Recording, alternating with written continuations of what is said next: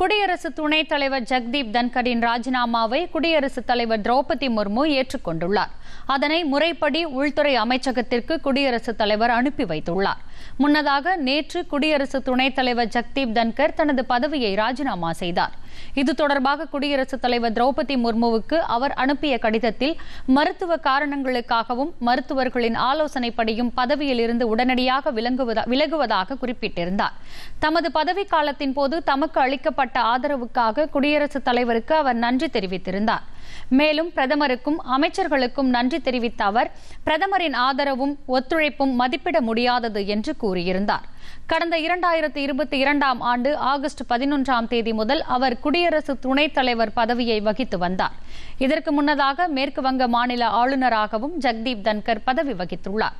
இந்நிலையில் இன்று நண்பகலில் ஜெகதீப் தன்கரின் ராஜினாமாவை குடியரசுத் தலைவர் ஏற்றுக்கொண்டுள்ளார்.